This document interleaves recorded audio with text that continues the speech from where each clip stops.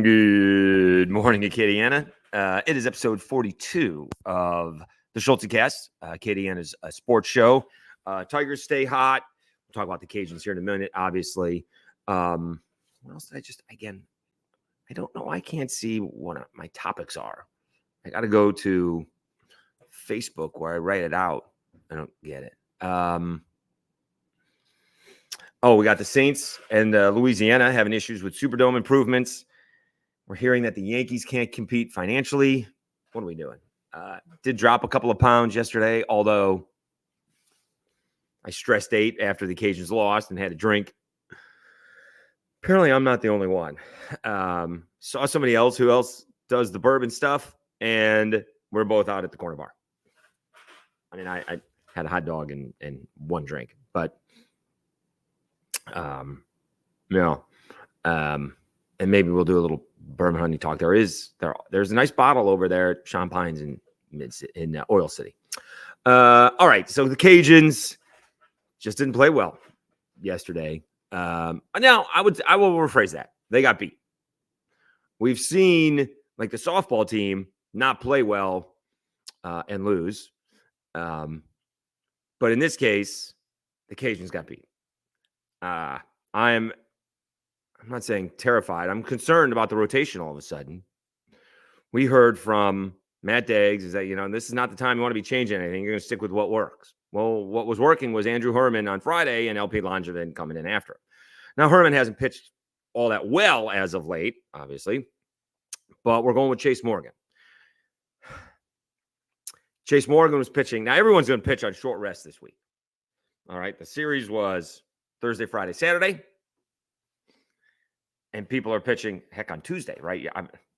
So if you pitched on Thursday and had to play on Tuesday, that's Friday, Saturday, Sunday, Monday. 4 days rest. Okay, so a lot of times that's not going to be the case. You can go on 5 days rest. Remember, in college, you're going on 6 days rest. When you pitch, normally Friday to Friday, that's 6 days rest. Now, professionally, most of the time, it's 4 days rest. If you're in a 5-man rotation, it's 4 days rest, not counting what off days may be in between. And I think you can do it on 1 day less rest. Morgan was doing it on 2 days less rest. Now, as I talked about it I started thinking about it on Lockdown Sunbelt yesterday. Maybe this was the plan beginning last week. Maybe this plan didn't come together yesterday. Maybe this plan was last week because we had the rain out, the suspension on Thursday. And so we were all a little bit surprised when Morgan came out and pitched the end of that ball game. It wasn't only to win, it was to set up for this week. We don't want him to pitch in game 2 and go 6 or 7 innings and have to come back on extremely short rest. We're just going to pitch him on like a throw day and he'll come back on shorter rest. Maybe that was the case. This was the plan overall all along. But now all of a sudden the Cajuns moving forward to the regional, what are we doing? Right? The Cajuns have more pitching than these other teams. A lot of these teams have like 2 starters. The Cajuns had 3 and LP Langevin. And maybe some guys in the back of the pulpit. Maybe J.R. Tollett becomes the Blake Marshall of this year.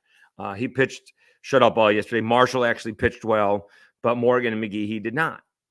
And the Cajuns were down immediately. The Cajuns one shot in the ball game. It was 1-0. Right, the ODU third baseman. What a good game. Lavari, homers. I thought Morgan was going through that first inning. Boom, boom. It was going to be like a 12-pitch first inning. It gives up the home run. So it's 1-0. No big deal. He recovers. 3 up, 3 down. I think he struck out the side in the second. And the third was a 5-pitch inning. Let me see if I can backtrack here. How many pitches did... We got some time here. How many pitches did Blake throw? Blake threw 58 pitches, all right?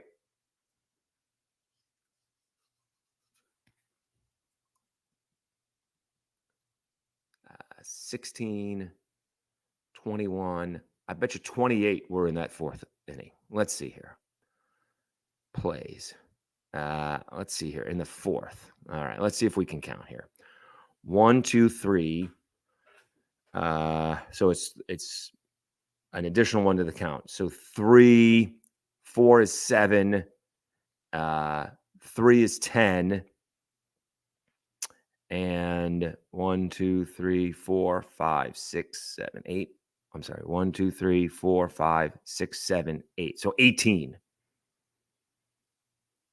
So he pitched 40 through 3 innings. Is that right? Because he had a 5-pitch inning in the third. In the second, he went deep in counts, but he struck out the side looking. So 7, 8 is 15. And okay, so he had a long inning, if you will, ish. So like 21 pitches in the second inning. I didn't think the second inning was that much. Okay. But he just lost it in the fourth. Couldn't get anybody out.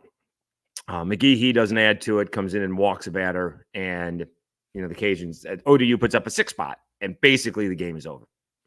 Marshall comes in, and then, just as I'm literally tweeting out when Jared Tollett comes in, who pitched well, that's kind of the white flag.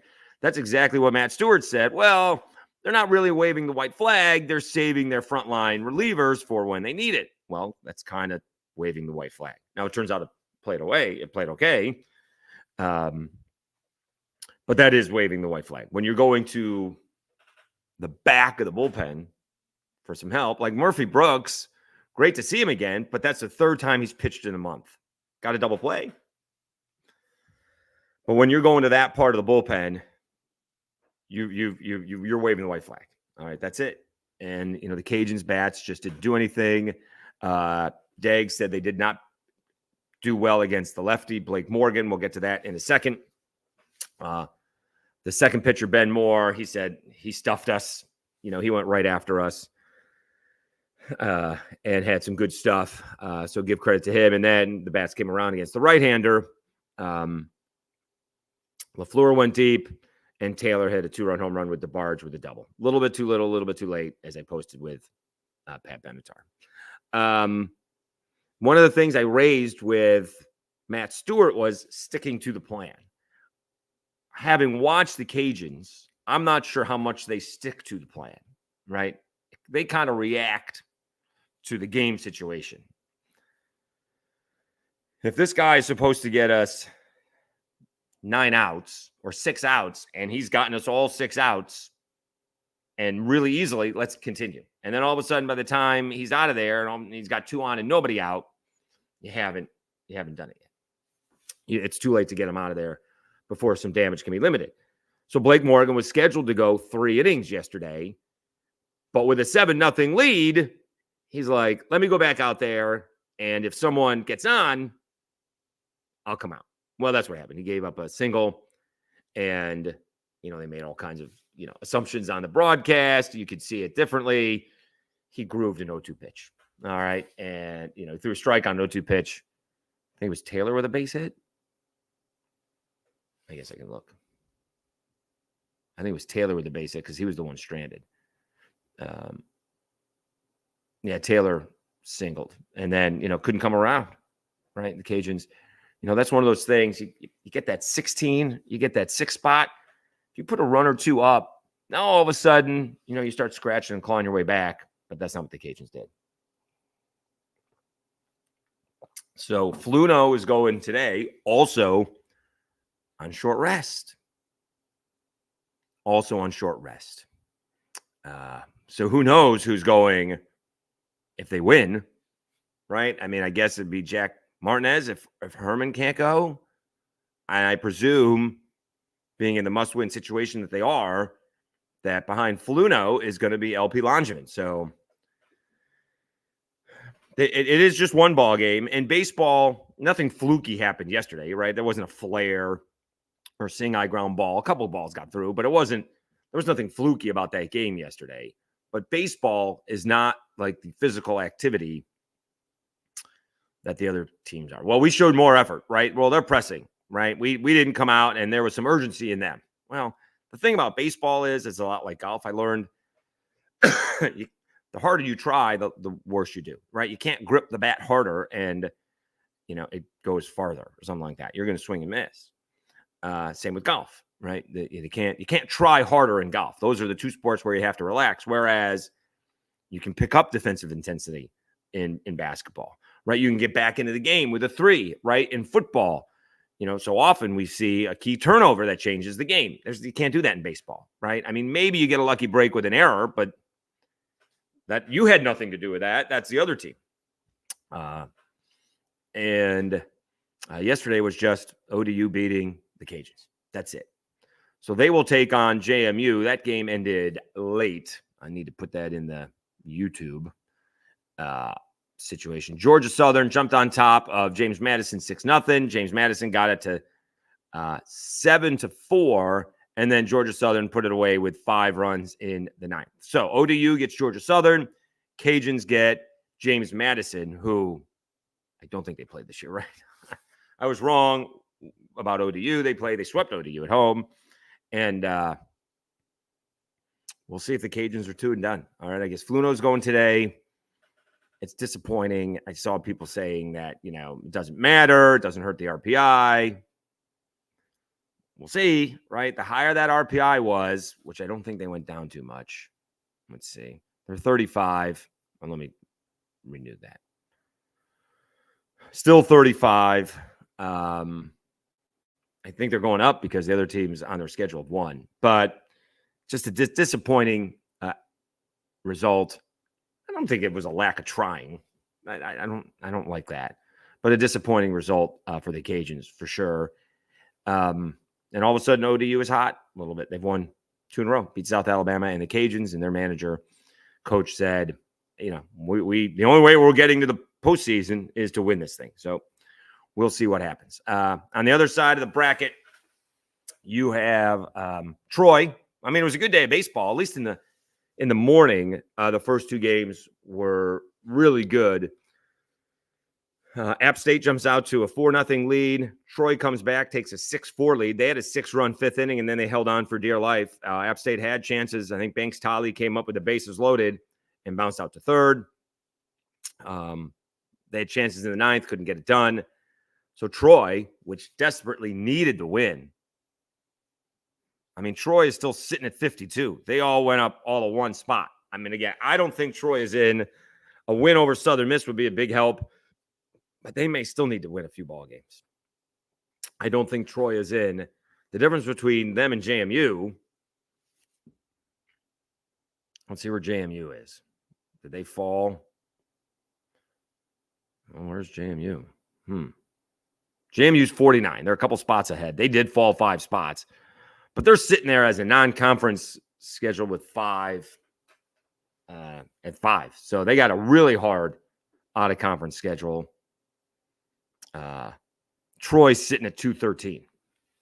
So if someone's flipping the coin, are we taking these teams are relatively the same. One played the 5th ranked out of conference schedule. One played 213. Who we taking? No. But maybe Troy goes on a big run. I said yesterday, thinking out loud, could they lose to Southern Miss and then come back and beat Southern Miss twice? That would almost help their cause, kind of what the Cajuns did yesterday, helping their cause. Not yesterday, last year, by losing to Coastal and then beating Coastal twice, and that's how they got into the NCAA tournament. Obviously, no one's going to risk that biscuit, but we'll see what happens. Should be a good ball game. Southern Miss and Coastal were in a great game. They had zeros until the 8th inning. One starter went 7 innings, the other starter went 6 shutout innings. Coastal brings in a reliever, pitches a shutout 7th, and then the bullpen gave it up. Slade Wilkes with a 2-run double and then a 3-run home run, and it was a 5-run 8th inning for Southern Miss, and that's it for Coastal. So Coastal is taking on App State in a big ball game for Coastal. I think Coastal is in. Again, their RPI is 33. They did what they had to do, beating Georgia State. I think they're in now.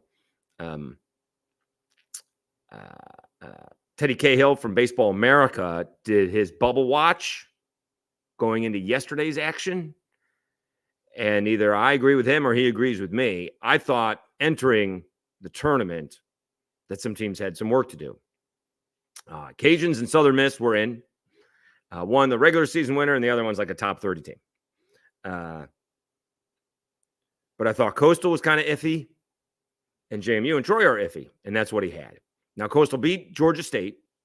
Let's see if they beat App, and then I think they're solidly in because, again, they're going to put, if there's a chance to give the benefit of the doubt to Coastal and Gary Gilmore, they're going to give Gary Gilmore and Coastal the benefit of the doubt. It's last year. He's won a national championship. He was sick. So he's going to they're gonna put him in if they can. All right. And if Coastal can if they go 1-2, a little iffy, but if they go 2-2 with a couple of wins, I think they'll be in. I still think Troy has work to do. They may have more work to do than beating Southern Miss. JMU, they have work to do. Are they going to beat the Cajuns? If not, they go 0-2. I'm not sure JMU is going to be in. All right. So you have in the winners brackets, if you will, Southern Miss and Troy, which is a great ball game. And you have Georgia Southern and ODU, which is a little bit of a surprising matchup. The losers games are first. So Coastal and App are playing at 9 this morning, and the Cajuns are going to follow that at 12:30. Now, because some of these games went quick, it didn't start all that late. The Coastal Southern Miss game was quick. They were supposed to start at 4. I think they started, or no, the Cajuns were supposed to start at 4. They started at 4:31. That's not bad. Let's see how long was the Cajuns game, because that was rolling along too. Although the Cajuns had that 8th inning. Let's see here. No, quick box. No, adjust. It's not given. I don't want tools. Oh, I want notes. I was pressing the wrong thing.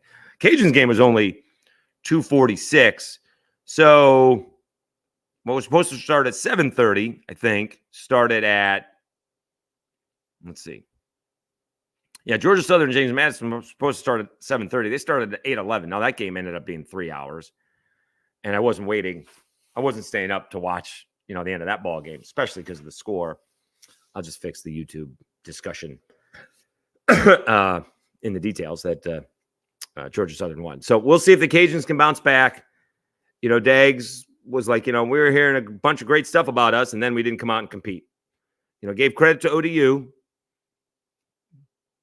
Kind of insulted Blake Morgan, but, Ben Moore, he said, shoved it up our butts, and we'll see if they come back and compete. They're usually pretty good, right? But the Cajuns, when was the last time the Cajuns lost 2 in a row this year? To Rice, maybe? Let me see that. Oh, no, because they lost. I don't know if they've lost 2 in a row. Let me see this, because they beat, when was the last time they lost 2 in a row? Because they beat Troy, they beat Coastal. Let me see the last time they lost 2 in a row. Oh, they did lose the first 2 games to Troy. And they beat Troy 14-13. So they did lose. I thought they beat Troy on the Saturday game. But they won that Sunday ball game, which was a crazy ball game. They did lose 2 in a row, Coastal Carolina and Houston. Christian. No, they lost 2 in a row there. So they've lost 2 in a row a couple of times this year. And then they lost all those 3 in Houston. I thought that's what we were going to go back to. I thought we were going to go back all the way to Houston for the 2 in a row loss, although they did lose 2 in a row to Rice. So that has been done a few times this year. All right, so we'll see if the Cajuns can bounce back. Who is not bouncing back is LSU. They've done exactly what they needed to do. Maybe Jay Johnson is being proven right. They have the talent and the ability. And although this is where we've been with LSU, right? No one's really been questioning Gage Jump and Luke Holman. This is where the bump comes. Now, they got over that bump against LSU, but who's pitching today? I don't even know who they're playing. Let's see who they're playing, because they've had a couple of really nice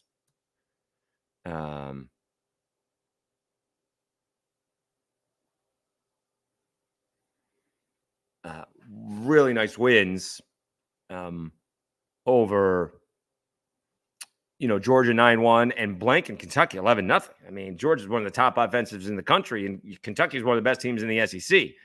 Now they get Alabama. So, they could be finding their way. Interesting. They could be finding their way to oh no, I'm sorry. No. They're getting South Carolina. They get South Carolina. That's today at 4:30. So here's the winner's bracket. This is crazy. All right. So Tennessee lost to Vanderbilt. Oh, and I got to make sure I'm doing the right thing here. Arkansas, Carolina, South Carolina, because Alabama and Arkansas look the same, right? So South Carolina beat Alabama. I'm sorry. And South Carolina beat Arkansas. So Tennessee and Arkansas are in the losing brackets. A&M is in the losing bracket. A&M lost to Mississippi State. So the top teams in the SEC are all on the loser side. Tennessee's playing A&M. So one of those teams are gone. And Arkansas is playing Kentucky. One of those two teams are gone. And then, why can't LSU win this now? They're taking on Carolina. LSU was the 11 seed. South Carolina was the 10 seed. Vanderbilt disposed of Tennessee. They're taking on Mississippi State. You got LSU, South Carolina, Vandy, and Mississippi State. LSU's got as good a shot as any. And if they win today, they go straight to Saturday. All right. So this is the really big ball game. Again, I don't think Gage Jump is coming back. They're not gonna do that, right? I mean, this was all to solidify an NCAA regional and maybe improve. I can't imagine them hosting. And I don't know how much the RPI is going to go up, beating the South Carolina's, Vanderbilt's, and Mississippi States, who have good RPIs, but they're not Tennessee, Arkansas, or A&M, or even Kentucky. But how the seas have parted for LSU, right? I mean, goodness, the top seeds are all on the loser side, and 3 of them are going to be gone before LSU has to face one. Right? They're going to eat their own. Right? Tennessee, A&M, Arkansas, Kentucky. Only one of them is coming out of that. And if LSU wins, it doesn't become single elimination again, which I kind of like at the end. I think it becomes single elimination again on Saturday. Yeah, I don't think it's double elimination at that point in time. So basically, it becomes single elimination again on Saturday. Because if LSU wins this ballgame, they go right to Saturday. And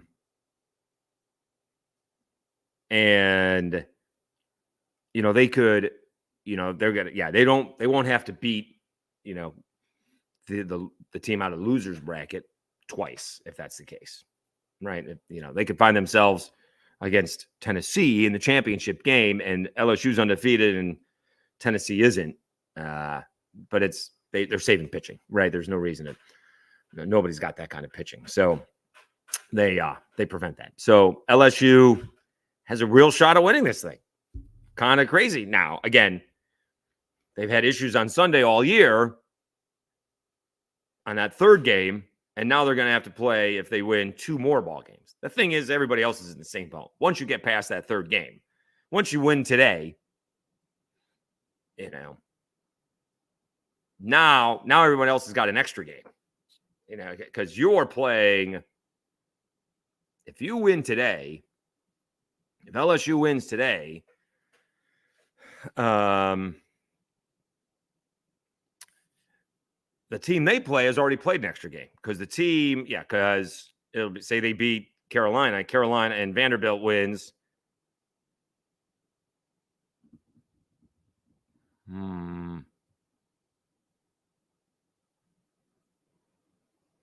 So that's LSU and Vanderbilt? No.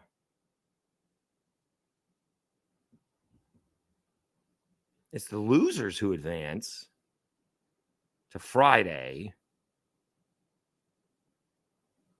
And the winners advance. Okay, now I'm confused myself. So I thought I read that the winners advance straight to Saturday. Yes, so that's what happens. Okay, so LSU goes straight to Saturday. But doesn't the other team go straight to Saturday? Okay, I've confused myself. Oh, well, it happens. Because LSU goes straight to Saturday, but wouldn't Vanderbilt and Mississippi State go straight to Saturday too? And the two losers play each other. I don't know. Okay. Now I'm confused. All right, we'll find out. All right. I thought it goes back to single elimination on Saturday, not on Friday. No. There's an extra game in there that my mind is not computing at this moment in time. Let's see here if we can find the actual SEC bracket. Let's see here. Tournament bracket. There's that. No, tournament bracket PDF. Okay, let's try that.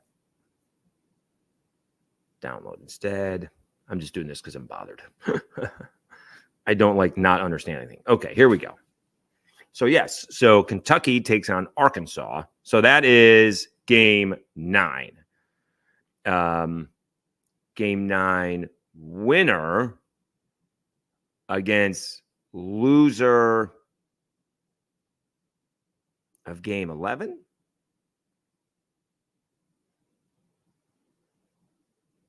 Okay.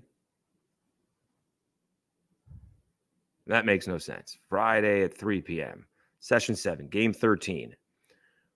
Winner game 9 against loser game 11.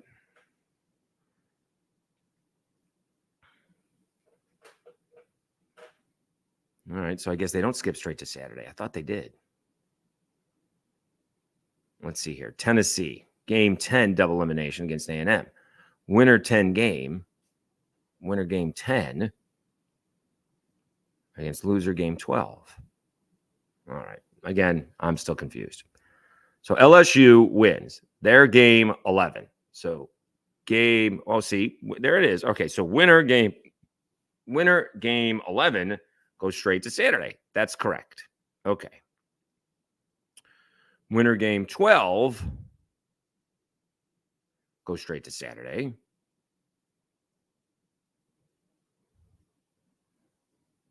Oh, well, this is okay. There we go. Got it. Because you're going to get a loser here in game 9. So, okay. So the winner of game 9 has to play the loser of game 11. Okay. Got it. Okay. So South Carolina goes up there. LSU does go to there. Okay. So you're taking the, okay. So the bracket will split again. So LSU and South Carolina, the loser of that is going to take on the winner of Kentucky and Arkansas because they already have a loss. All right. Now my mind, I can see it in my brain. Okay. So yes, LSU will jump straight to Saturday. They get the winner of, somebody from the losers bracket. So I guess on Saturday they would play somebody from, let's see here, loser game 12, winner game 10. So that could be, A&M or Tennessee in the semifinals. That's who that could be. Or it could still be Vanderbilt and Mississippi State. Okay. Got it. I got it. All right. Again, more of a visual guy. So it is what it is. All right. It is a Schultz cast. We finally did that. So nonetheless, LSU is in. I don't think they can host. That's not the point. But again, if they are being sent out to Corvallis, playing the Irvine. Let me see if Teddy Cahill did another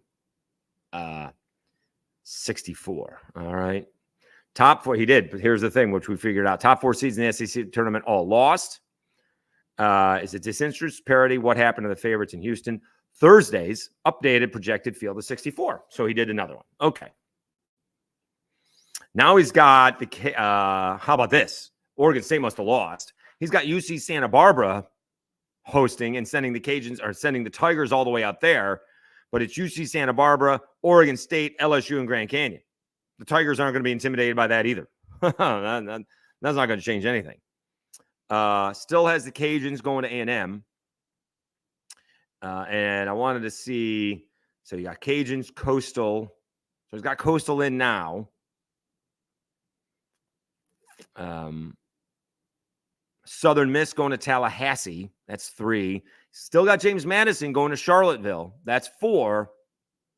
And no Troy right now. Last 4 in is James Madison is like the last team in. And the first 4 out, Troy is in that. So we'll see. All right. Let's see if he did anything else with his Sunbelt. Did not.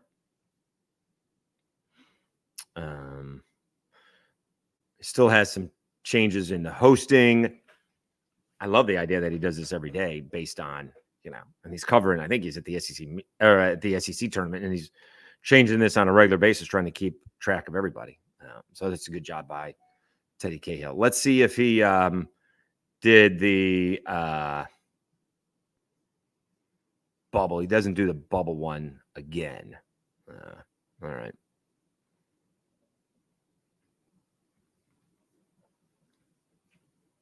So it doesn't do the bubble one again. Okay. All right. Well, that's good stuff. All right. So again, LSU's not going to the toughest of all regionals in his realm. He has no idea, but it's a good bracketology. All right. It's already gone a half an hour. Did lose 3.5 pounds, maybe more. And that's with a hot dog. Just got back into it. Hasn't been 48 hours, right? I got back home 3:00 Tuesday and down 3.5 pounds. So we'll see where we are Sunday after working out, back down to 210 and see if I get down. I'm going home in a month-ish. So see if I can get back down under 205. It'd be nice to be 200. It would have been nice to be 205 right now because I was down to 208 like 2 weeks ago. It hasn't worked out. All right. What else did we want to talk about? Oh, we have some issues with the Saints and the Superdome. Apparently, Gail Benson hasn't paid up on her $12 million or so. And the whole thing has gone public. Well, obviously, they're, and one thing has to do with another, trying to pay off what the Superdome is doing, which was supposed to be done in August, not only for the Saints, but for the Super Bowl. And that's been, whatever improvements they need to do with the Smoothie King Center. I'm still not sure where the Saints are going. I'm not sure there's clamoring for an NFL franchise. Where are we going to San Antonio again? Oklahoma City? Right. I mean, the Bay Area still has the 49ers, although that's not really in the Bay Area anymore. St. Louis, but I would doubt St. Louis would ever get into bed with the NFL anymore. They're just not going to go through it because it's not worth it. So I'm not sure where. Let me see. Let's just do a quick Google search. All right. NFL expansion, because it feels like NFL expansion is going to be to Europe more than,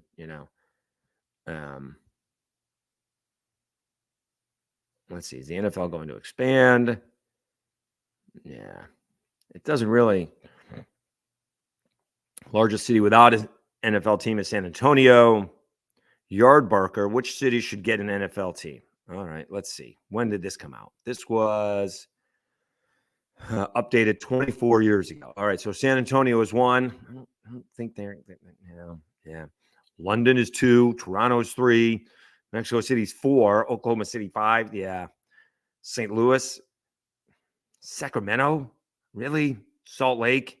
See, I'm not sure any of these cities are going to do that. Oh, you do have San Diego. So that's a market. That's potential. I don't think any of these cities. So the top American cities are San Antonio is 1. This is Yardbark or whatever that stands for. Oklahoma City's 2. They're in the middle of getting a new arena for the basketball team. I don't think they're going to do a new one for a football team. St. Louis doesn't want any part of it. Sacramento's dealing with the A's right now. That's not going to happen. Salt Lake City's getting the Phoenix Coyotes. San Diego would be a good one, but they didn't want to do it before either. Now, I think, and Oakland, that's a mess. San Jose, Hartford, yeah. I just don't think there's a big push for an NFL franchise anywhere, right? Like San Diego and St. Louis would be the obvious ones, but they didn't really want the ones they had before. St. Louis was screwed. San Diego got screwed. I'm not sure which cities, they're going to go. So I don't think the Saints are going to go, right? There is a identity with this city, New Orleans, having the Saints. Let me see. They had the breakdown of the payments for the Saints, and it's pretty, I don't mind saying, it was pretty even, to be honest with you. Saints payments. Overall, it was almost 50-50. It wasn't quite. Let me see here. I mean, the Saints are saying they're asking for documentation, and they haven't gotten them yet. I thought I saw a tweet. Let me see if I can go back to my likes, because they had someone broke it down. By the way, I like way too many tweets.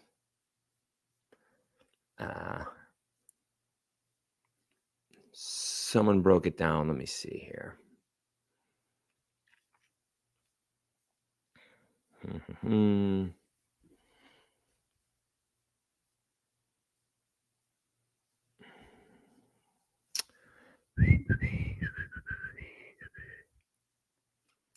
I do not see it. I got to get to the ones. Yeah, I don't see it. All right. But it just was a good breakdown. Maybe I'll click on one of the articles. Could just do that.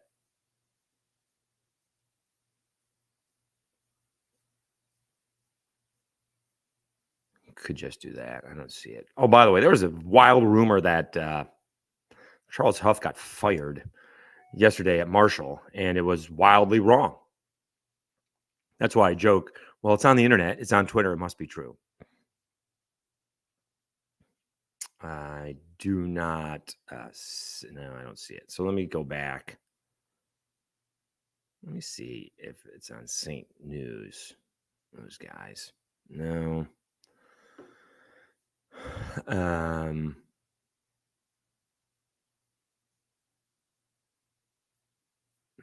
Oh, they also, NFL announced, I think the next year's draft is in Pittsburgh. Let me see. Saints, because the breakdown wasn't bad. We're not talking about what they're paying now. It's talking about what they should be paying. And someone broke it down really easy. Let me see if it's in NOLA. All right. Because we're only talking about $12 million. An estimated $58 million worth of work remains. Commission staff said, of which the Saints will ultimately be responsible for $41 million. Is this just a matter of it just being paid? Superdome has been undergoing $500 million of renovation since early 2020. A project intended to bring the 49-year-old stadium to modern standards, extend its lifespan for decades, and serve as the linchpin as a new lease extension that will keep the Saints in Louisiana for another 30 years.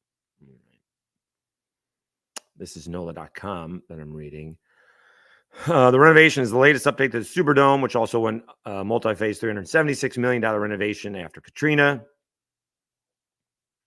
The Saints are obligated to pay 1/3 of the construction cost for the latest renovation. I thought I saw it was different. All right. I thought they were ponying up a pretty good chunk. Let me see if Nick Underhill had it.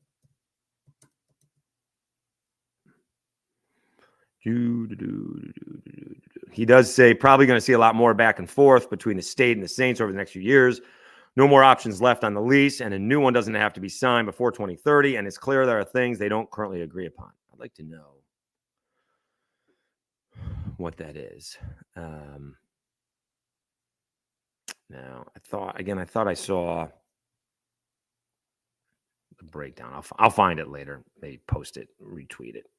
Maybe we could do that. Let me see if I retweeted it because I thought it was replies. No.